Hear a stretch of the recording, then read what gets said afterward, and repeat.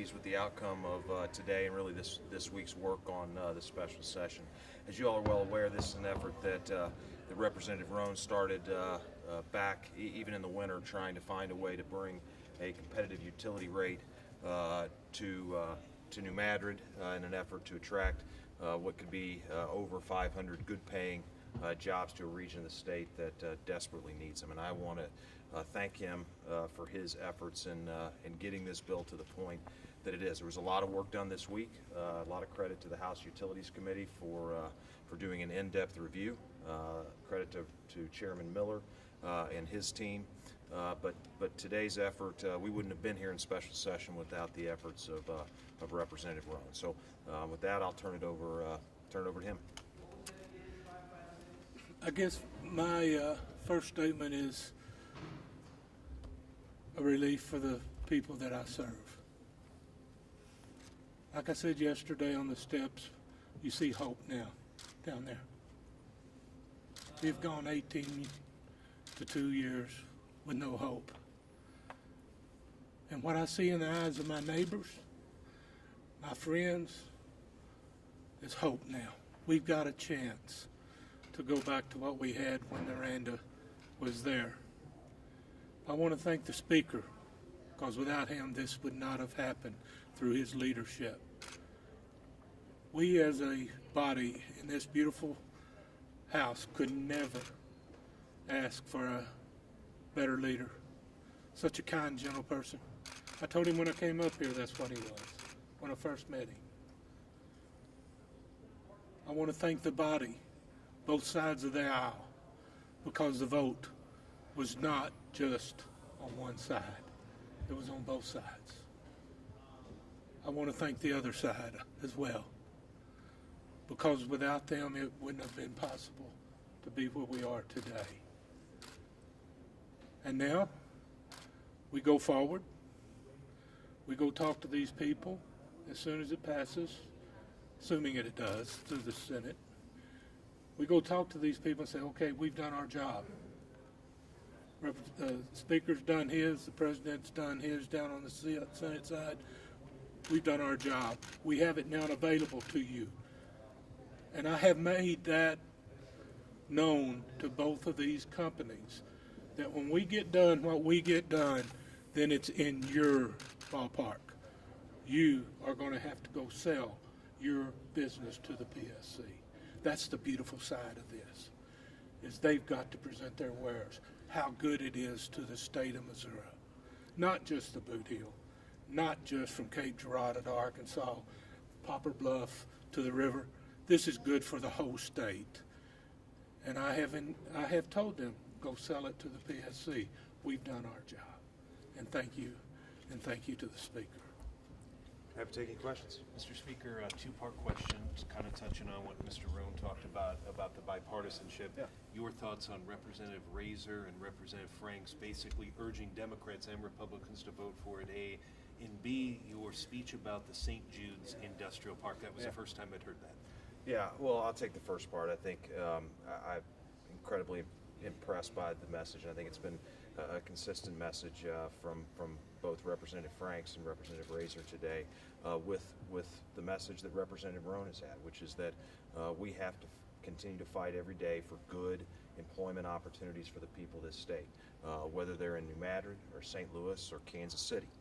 And what I really appreciate about Representative Razor's comments, he grew up in the Boot Heel, and sometimes there's a tendency for everybody to think that rural America or rural Missouri is some type of idyllic place where everybody lives behind a white picket fence. The truth is that some of the highest rates of poverty can be found in the rural parts of the state. So I appreciated their efforts to help get this across the line.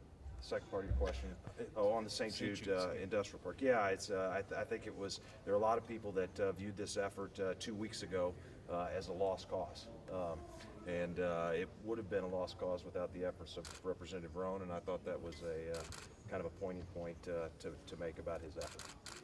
What led you and I guess the rest of the House take off what Representative Barnes called Part 2 of the bill? Yeah, I think that this special session from the moment the governor did his press release has been focused and primarily on creating this opportunity for Southeast Missouri.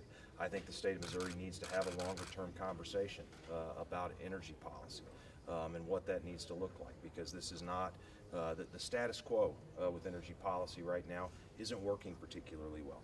Our ratepayers in Missouri are seeing significant increases almost every 12 to 18 months, and that's our residential consumers and our industrial consumers. So Missouri needs to have that conversation. I would have liked to have had it this week, but our focus needed to be on creating this unique opportunity. Would Senate opposition have been too much for Look, we were prepared to make significant changes to that provision. I don't know how the Senate would have reacted to them. What we wanted to do in the time that we had in this extraordinary session was focus on this unique opportunity that's here.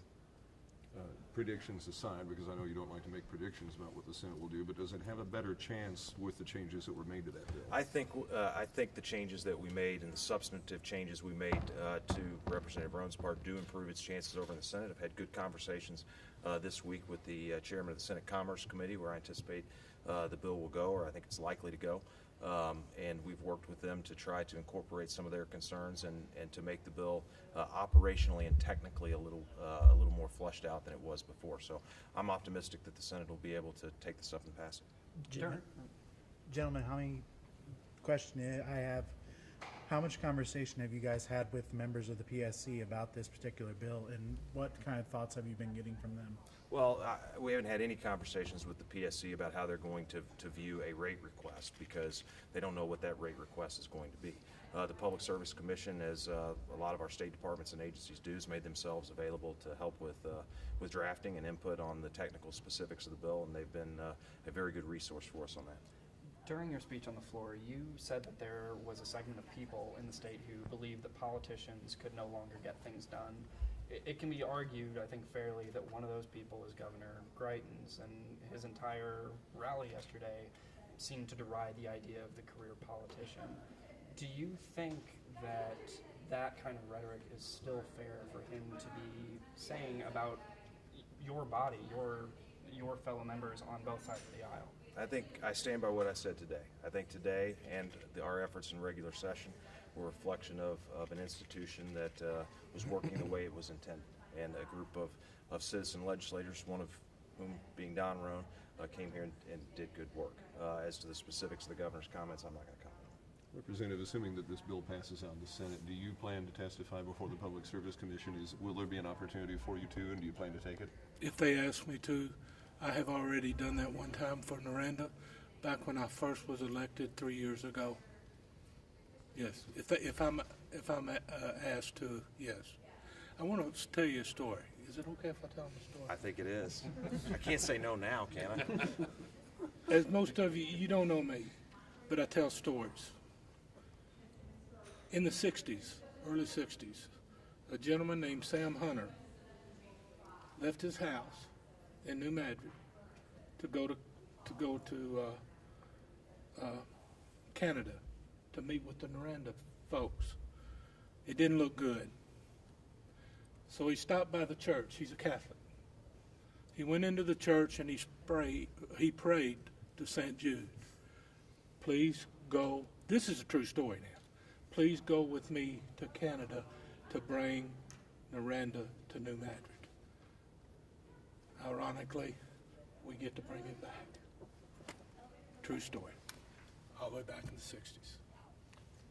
Mr. Speaker, there's a lot of talk that we may have more special sessions coming. Do you have any thoughts on what you would like to see a special session called for? Do you expect to be back here? As to whether I expect to be back here, that's a question for the second floor. And if there are issues that rise to the extraordinary level that this one did, an extraordinary opportunity, obviously the legislature will be ready and willing to come address. As to making predictions on whether or when we'll be back, I'm not going to do that. Thanks, guys. Appreciate it.